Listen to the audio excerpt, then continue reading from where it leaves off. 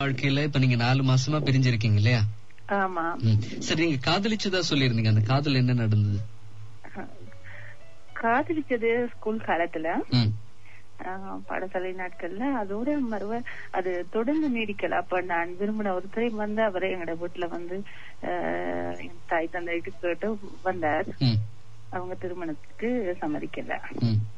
அதோட எங்களோட காதல் முட்டுப்புள்ளி வைக்கப்பட்டது. அதுக்கு பிறகு நீங்க அவரை மறந்துட்டீங்க. அதுக்கு பிறகு அது தொடர்பா நீங்க அது தொடர்பா எந்த விதமான எதுவுமே இல்ல. அந்த நேரத்துல தொலைபேசியா அது ஒன்றுமே இருக்கல. அது உங்களுக்கு உங்களோட மனசுக்குள்ள ஒரு கவலையான உணர்வா இருந்ததா இந்த திருமணத்துக்கு போகும்போது? நிச்சயமா அப்படி ஒரு கவலை எனக்கு இருந்துச்சு. அந்த கவலை இன்னும் உங்க மனசுக்குள்ள இருக்கா சாரா? இப்ப அந்த கவலையில எனக்கு இல்ல. ஏன்னா இது கண்டிப்பா இப்ப நீங்க மீட்டி பாக்குறதுக்கான ஒரு சந்தர்ப்பமும் இல்ல இது இல்லையா? இல்ல, கண்டிப்பா இல்ல. இப்ப எனக்கு சந்தோஷமா அவங்கள நல்ல ஒரு சந்ததிகளா வளர்த்து எடுக்கணும்ன்ற மட்டும்தான் எனக்கு நோக்கம் இருக்குது. இப்ப நீங்க உங்களுடைய கணவரை பிரிஞ்சதா சொன்னீங்க 4 மாசத்துக்கு முதல்ல. ஆமா, இந்த கணவர்கிட்ட ஒண்ணு, அதாவது எனக்கு இருக்க ஒரு விஷயம் என்னன்னு கேட்டா, நான் எல்லாத்தோட அன்பா பழகுவேன். அடுத்தது அடிக்கடி நான் ரேடியோ நிகழ்ச்சி அப்படியெல்லாம் கேட்டுக்கொண்டே இருப்பேன். இது அந்த ஹஸ்பண்டுக்கு கொஞ்சம் பிடிக்காது உண்டு.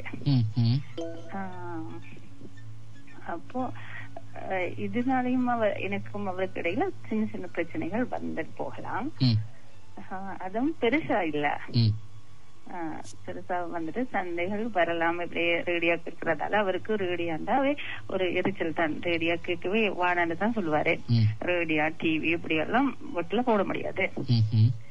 அடுத்தது அவருக்கு இன்னொன்று பிடிக்காதுங்க, இப்போ ஒரு நாகரிக காலத்துல வந்து அதுக்கேற்ற ஆடைகளை அப்படி எல்லாம் அணிய இப்படி சரியான ஒரு எப்படி சொல்றேன்னா ஸ்ட்ரைக். அது உங்களுக்கு பிடிக்கலையா? ஆமா, எனக்கு அது கொஞ்சம் தவிர்த்து கொள்றது எனக்கு ரொம்ப கஷ்டமா தான் இருக்குது. அதனாலதான் இந்த பிரச்சனை 4 மாசத்துக்கு முதல்ல வந்தது உங்க 2 பேருக்கு இடையில? இல்ல, எங்களுக்குள்ளேயே சின்ன சின்ன பிரச்சனைகள், ஒருவருக்கு ஒருவர் அன்பு இல்லாதது பிரச்சனை. ஆனா நீங்க சொன்னீங்களே அவர் நிறைய பாசமா இல்ல, அவரு இருந்தாலும் அது எனக்கு வரணுமே, என்னிடம் இல்ல. ஏன் எனக்கு உங்களுக்கு, அதாவது நீங்க வந்து அவரோட அன்பா இல்ல? ஆமா, நான் தான் அன்பு குறைவு. ஏன் அப்படி அன்பு குறைவா இருக்கீங்க? ஏன்னா நீங்க காதலிச்சது கூட உங்க மனசுக்குள்ள இப்ப ஒரு பெரிய கவலையா தெரியல. அது கூட நீங்க விட்டுட்டு இப்ப வந்து இந்த திருமண வாழ்க்கைக்குள்ள வந்துட்டேன்றது நல்லா உணர்றீங்க. ஏன்னா உங்களுடைய 3 பிள்ளைகளுடைய எதிர்காலம் தொடர்பா நீங்க சொல்றதால. இப்ப ஏன் சாரா உங்களுக்குள்ள அன்பு? அதாவது என்னன்னு கேட்டா, எனக்கு விருப்பத்துக்கு ஏற்ற மாதிரி கொஞ்சம் நடந்து கொள்ள மாட்டாரு. அவரு நடந்து கொள்ள மாட்டாரா அல்லது என்னையும் நடத்த விட மாட்டாரு. இவரு நான் இப்படிதான் இவர் இருக்க வேணும் அப்படின்னு நினைச்சா அந்த ரூல்ஸுக்கு அவர் வர மாட்டாரு. அப்ப நான் இப்படிதான் நீங்க இருக்கணும் இப்படி இருந்தாலும் அதை ஏற்றுக்கொள்ள மாட்டாரு. அவருக்கு பிடிச்ச மாதிரி இருக்கிறார். அவருக்கு பிடிச்ச மாதிரி தான் நான் வாழணும். எனக்கு பிடிச்ச மாதிரி அவர் வர மாட்டாரு. இங்க ரெண்டுமே வந்து புரிந்துணர்வு இல்லாத ஒரு நிலைதான் சாரா. ஏன்னா பாருங்க நீங்க வந்து உங்களுக்கு பிடிச்ச சில விஷயங்கள் இருக்கு. நீங்க சொன்னீங்க உங்களுக்கு ரேடியோ கேட்கணும், தொலைக்காட்சி பார்க்கணும், இந்த காலத்து ஆடைகளை வந்து உங்களுக்கு விருப்பமான ஆடைகளை அணியணும் அப்படின்னு. அது உங்களுடைய ஆசைகள் இல்லையா? ஆனா உங்களுடைய கணவர் அப்படி இருந்தா நான் வீட்டுல இருக்கும் போது சந்தோஷமா இந்த தாய் தந்தைகள் சகோதரர்கள் அப்படி ஆடம்பரமாக நான் வளர்ந்துட்டேன். ஆனா பாருங்க ஒரே ஒரு விஷயம் தான், இது ரொம்ப இலகுவா நீங்க புரிஞ்சுக்கிட்டீங்கன்னா வாழ்க்கை உங்களுக்கு நல்லாவே புரிஞ்சிடும் சாரா. அதாவது நீங்க வந்து ஆசைப்படுற விஷயங்கள், நீங்க ஆசைப்படுற விஷயங்கள், ரேடியோ கேட்கறதோ தொலைக்காட்சி பாக்குறதோ இந்த காலத்து ஆடைகள் அணியணுன்றதோ உங்களுடைய ஆசை. ஆனா உங்களுடைய கணவர் அப்படி ஆசைப்படுறாரு இல்ல, உங்களை இன்னும் கொஞ்சம் அழகான ஆடைகள் அல்லது உங்களுடைய கணவருடைய கற்பனையில கனவுகள்ல இப்படிதான் என்னுடைய மனைவி இருக்கணும்னு அவர் ஆசைப்பட்டிருக்கலாம். அதனால நீங்க எப்படி இருக்கணும்னு அவர் சொல்றாரு, அது உங்களுக்கு பிடிக்குது இல்ல. ஒன்று, அது முதலாவது விஷயம். அதே விஷயத்த நீங்க எதிர்பார்க்கறீங்க சாரா உங்களுடைய கணவர்கிட்ட இருந்து. உங்களுடைய கணவரும் அப்படி இருக்கிறார் இல்ல. இப்ப 2 பேர் செய்யறதும் ஒரே விஷயம்தான். நீங்க அவர் இப்படி இருக்கணும்னு நினைக்கிறீங்க, உங்களுடைய கணவர் நீங்க அப்படி இருக்கணும்னு நினைக்கிறார். ஆனா 2 பேருமே அப்படி இல்லாததால 2 பேருக்கு இடையில சரியான ஒரு புரிந்துணர்வு வரலைங்க. இது ஒரு பெரிய பிரச்சனையே இல்ல சார். அதுவும் முக்கியமா 4 மாசமா நீங்க பிரிஞ்சிருக்கிற அளவுக்கு இது ஒரு பெரிய விஷயமா நீங்க எடுக்க கூடாது. 2 பேர்கிட்டவே ஒரே மாதிரியான உணர்வு தான் இருக்கு.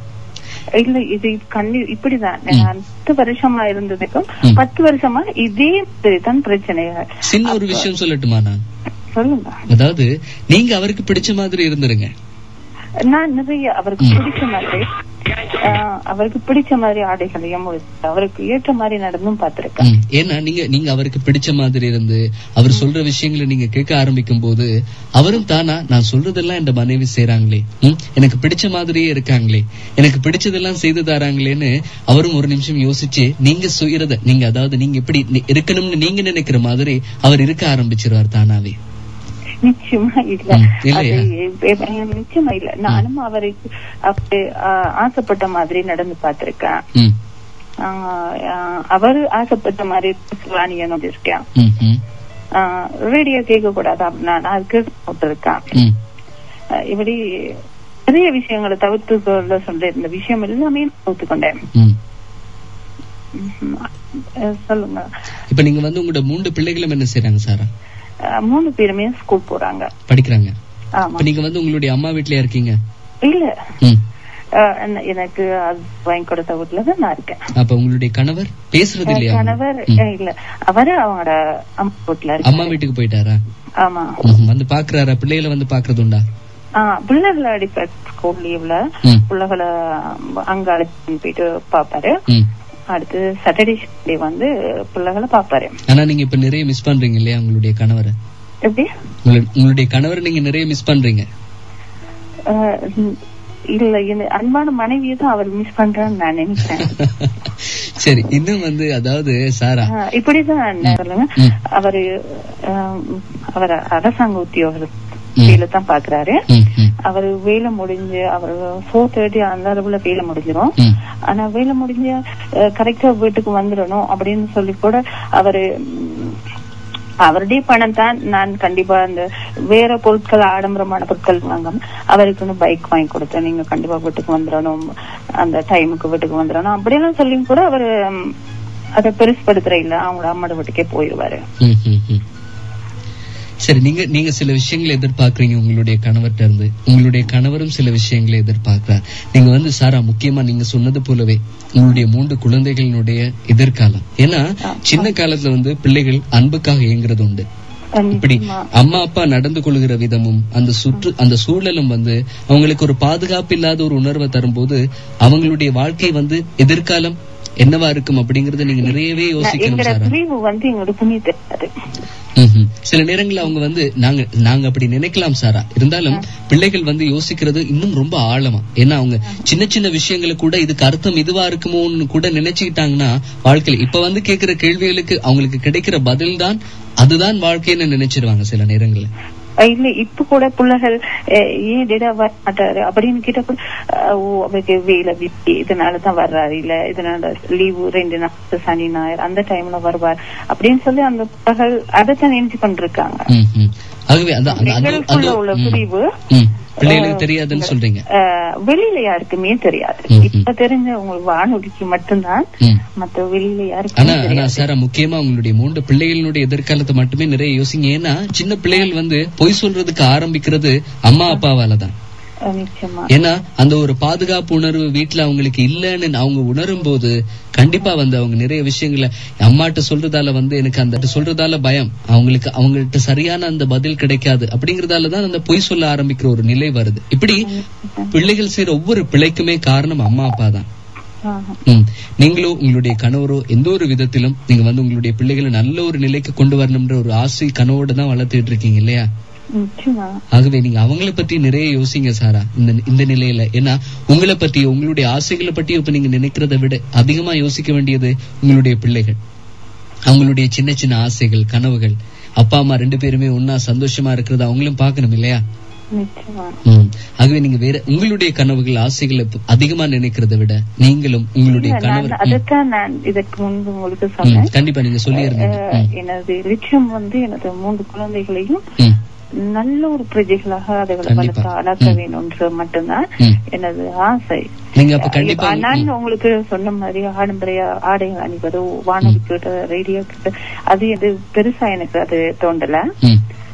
இப்ப மெயினா என் பிள்ளைகள் நல்ல முறையில படிக்க வச்சு கிளாஸ் அனுப்பி அவங்கள இன்னும் வளர வைக்கணும் எனது ஆசை. அந்த இதை உதவி கண்டிப்பா அதுகளுக்கு ஒரு தந்தை உதவி கண்டிப்பா இருக்க வேணும். ஆமா, எங்களுக்குள்ள ஒரு பிரச்சனைக்காக அவர் போய் அம்மாட வீட்டுல போய் அங்க தங்கிக்கிறதுல எங்களுக்கு எங்க 3 குழந்தைக்கும் எனக்கும் இந்த ஒரு பாதுகாவல் இல்லாம இருக்குது. கண்டிப்பா அதான் சொல்ல வந்தது சார். அதாவது அந்த பாதுகாப்பு உணர்வு இல்லாம போச்சுன்னா பிள்ளைகளும் சில நேரங்களில் யோசிப்பாங்க. அதனால நீங்க யோசிங்க, உங்களுடைய கனவுகள் ஆசைகளை விட பிள்ளைகளுடைய ஆசைகள் கனவுகளையும் கொஞ்சம் யோசிங்க. நீங்க ஒரு ஆசிரியர், நீங்களே சொல்லியிருந்தீங்க பிள்ளைகளுடைய எதிர்காலம் ரொம்ப முக்கியம்னு. கண்டிப்பா நீங்க உங்களுடைய கணவரோடு சேர்ந்துருவீங்க அப்படின்ற நம்பிக்கை எங்களுக்கும் இருக்கு. சந்தோஷமான ஒரு குடும்ப வாழ்க்கையை நீங்க ஆரம்பிங்க இந்த வருஷத்துல.